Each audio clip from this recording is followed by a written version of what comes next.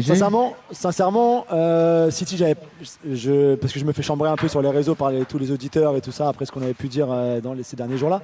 City, j'ai pas vu venir.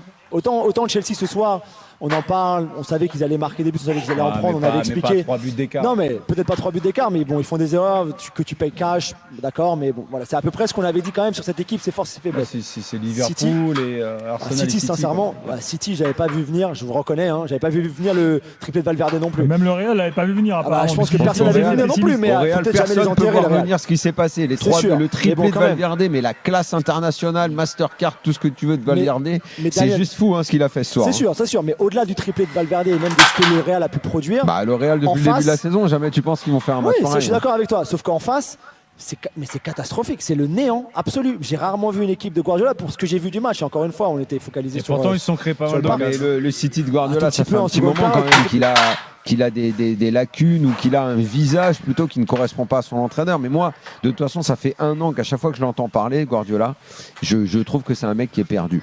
J'ai l'impression qu'il a besoin de se reposer. Déjà, lui, je pense qu'il ne dégage plus rien dans sa personnalité, alors que le charisme qu'il dégageait, son discours, sa confiance, ça marchait beaucoup quand même sur ces hommes. Ça a insufflé quelque chose de très fort. Il y a un mec comme Haaland, on a l'impression qu'il a un tracteur derrière lui, quoi. Il y a les mecs sur les côtés, là, les soi-disant joueurs explosifs. Alors moi, ces joueurs-là, je supporte pas.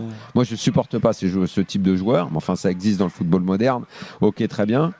Pourquoi tu supportes pas ces joueurs-là? Je comprends pas. Je sais pas. Moi, c'est que des. Je sais pas. C'est de l'accélération. Avant, on les appelait les tout droits. Bon, maintenant, ils font plus de courbes qu'avant. Mais moi, c'est des joueurs que j'aime pas. J'aime pas ces joueurs, mais dans le football moderne, ils sont essentiels. C'est d'ailleurs pour ça que aujourd'hui. Non, mais moi là, tous les Madueke et les Doku, ça, moi c'est pas mon football. Moi, ça m'intéresse pas. Toutes les grandes équipes. Mais je sais. Attention, je dis pas. Enfin. Le PSG n'a pas ce type de joueur là, pardon. Barcola, Barcola, c'est rapide. Non, mais rapide.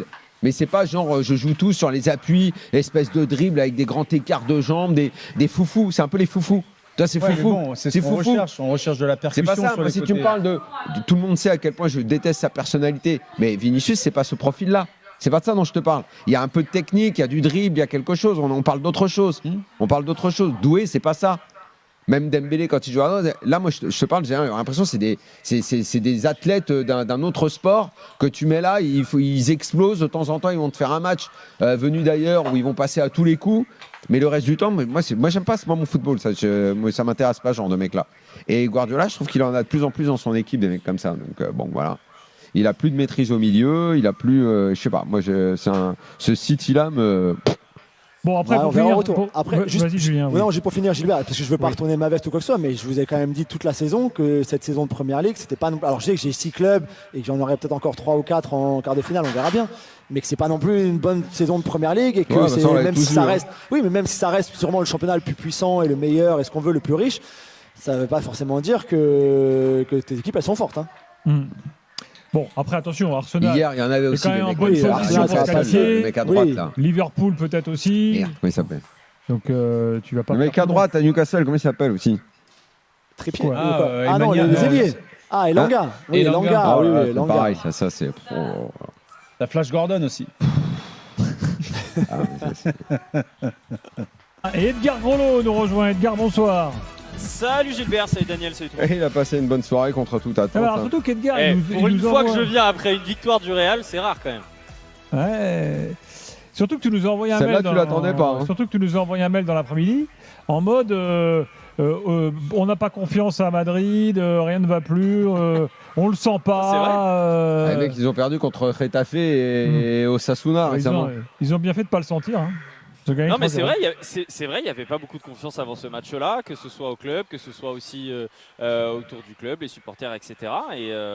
Et finalement, en fait, on avait tous dit faut que ça vienne de Vinicius ou de Courtois pour avoir un résultat. C'est venu de Valverde, qu'on n'avait pas vu à ce niveau-là quand même depuis un petit moment, même si ça allait mieux quand même. Triplé, j'imagine qu'il n'avait jamais fait. Ouais, bien sûr, mais au-delà du triplé, regarde les buts, quoi. Le triplé, il est de classe internationale. Les buts sont fous, les buts sont dingues. Le sombrero, c'est exceptionnel. Enfin, c'est vraiment, et même le deuxième but, je pense qu'on va un petit peu l'oublier parce que ce troisième but avec le sombrero dans la surface de réparation va prendre toute la place. Mais le deuxième, le contrôle, la frappe dans l'angle fermé, mauvais pied comme ça, il la met à l'opposé. Alors que Donnarumma, on sait qu'il est bon à pouvoir s'étendre comme ça pour aller chercher ce genre de ballon. Non, franchement, chapeau Valverde, et au-delà des buts, hein, et même avant son premier but, je trouve que dans l'intensité, ce qu'il a apporté, là il a vraiment honoré le brassard de capitaine. Il a sauvé 2-3 fois Trent qui était vraiment à un niveau cata défensivement face à Doku, et à chaque fois il y avait Valverde qui était pas lent pour essayer de l'aider. Mais non, chapeau Valverde, même si on est obligé de dire quand même, hein, sur le début de match, on va dire que les Madrilènes ont eu un petit peu la baraka. Ça a duré un quart d'heure, il y a eu 2-3 miracles. Oui, voilà, il y a eu des gros miracles quand même, et je pense que les Madrilènes n'auraient pas aimé voir le match si City avait mis ce premier but. Oui, après la façon dont City s'est désagrégé après cette période où ils ont eu des occasions, ils ont mis le Real en danger, à tel point qu'à ce moment-là, honnêtement, je pense que tu étais comme nous, tu te disais bon, bah, c'est le Real des dernières semaines, le Real va gentiment perdre ce match, et puis on va passer à autre chose. Et puis d'un coup, il y a eu ce premier but, c'est tout. Parce que le premier but, quand même, je sais pas si tu l'as dit, excuse-moi, je t'ai peut-être pas entendu, mais ça vient d'une ouverture, mine de rien, de Thibaut Courtois. Et oui, et c'est sa deuxième passe décisive cette saison. Passe en profondeur, amorti, enfin contrôle orienté de Valverde incroyable, et finition. Le grand pont sur Donnarumma. La frappe n'est pas évidente à recadrer, il la recadre. Et là, derrière, c'était fini. City s'est écroulé. Alors, une passe décisive, c'est quand normalement tu fais qu'une touche de balle. C'est pas une passe décisive, c'est oui. une ouverture, une belle ouverture, mais j'appelle pas ça passe décisive. Ça comptera. Ah mais bon, vous avez peut-être revu plus d'images que nous. moi.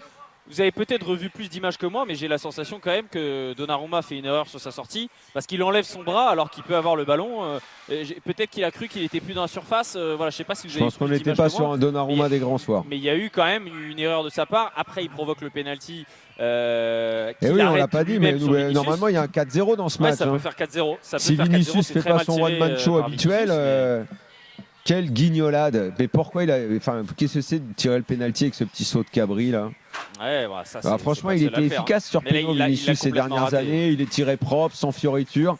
Là, il est allé faire le malin, à vouloir faire le show. D'abord, quand il tombe, bon, il le provoque. Il y a Peno, il n'y a rien à dire, parfait. Donc, il le fait avant, évidemment. Mais ça, c'est Vinicius, c'est le one-man show. Parce que Vinicius, en fait, il fait un match dans le match. Il fait son propre match à lui. Dans un match de foot. Donc il fait tout, et puis au moment de tirer, c'est n'importe quoi de tirer le péno comme ça. C'est pas la première fois qu'on voit des joueurs faire ça. Ouais, mais au-delà de ça, c'est pas un très bon tireur de penalty. C'est pas la première fois. Et, lui, il est comme ça. Il fait deux matchs. Il fait le match avec l'équipe et il fait son match perso. Quelques réactions. Tu as rencontré Thibaut Courtois il y a quelques instants. On va pouvoir l'écouter tout de suite. C'est parti. Possible. Donc on doit sortir avec une bonne manière comme on a fait aujourd'hui. Naturellement, eux doivent mettre des buts, donc ils vont laisser l'espace. Et si on peut user ça pour mettre un but, ça change un peu. Donc espérons. Je crois qu'on ne veut pas d'excuses. On a beaucoup blessés, mais on s'est battu, tout le monde. Et c'est ça ce qui est bien, c'est l'esprit de l'équipe. Et c'est ça qu'on doit normalement avoir chaque semaine et qu'on n'a pas eu cette saison, parce que sinon je crois que les choses auraient été un peu plus différentes. Mais bon, on est ici, on est maintenant. Et bon, il y a un match dur samedi, un match dur mardi, et j'espère qu'on peut se revoir ici. Il a raison sur l'attitude. Hein. Il a raison sur l'attitude. Si le Real avait l'attitude qu'ils ont eu ce soir à tous les matchs de la saison serait bien différente. Parce que là, ça s'est vu tout de suite, même avant le premier but de Valverde, même s'ils ont eu des difficultés défensivement, mais ça, c'est pas nouveau et c'est pas ce soir que ça allait changer.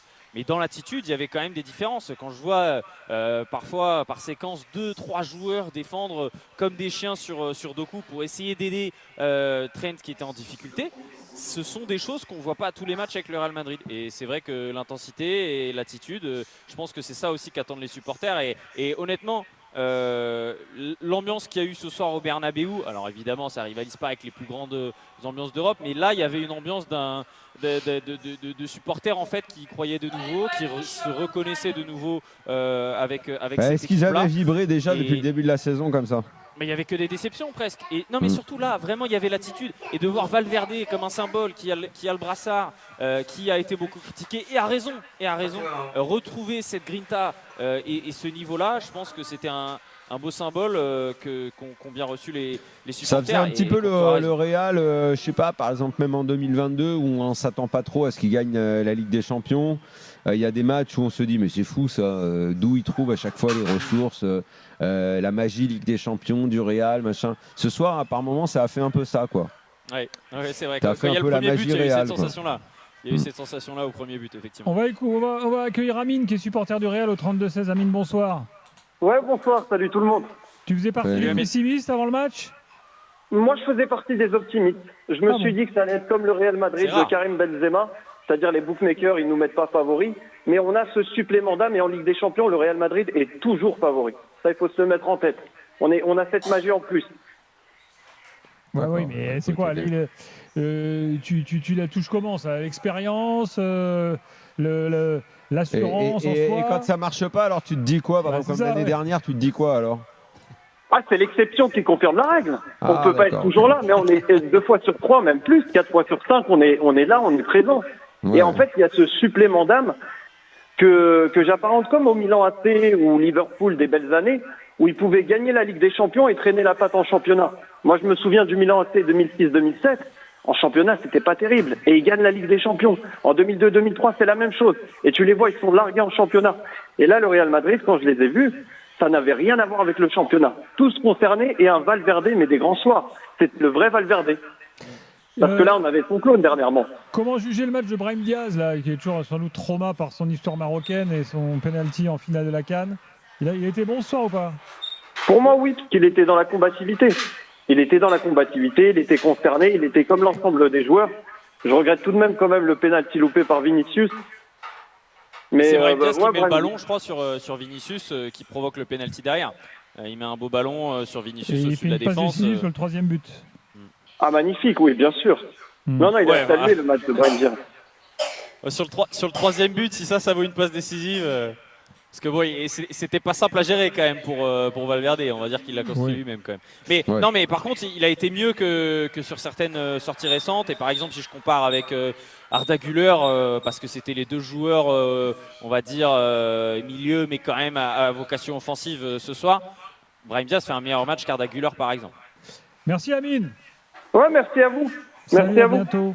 Juste un, Ouais, mot, quand même, bien. un mot de Haaland, enfin des joueurs de City là, enfin surtout Haaland parce que c'est la star de l'équipe. Oh là. Et il est un peu dans le dur. Oh là non là.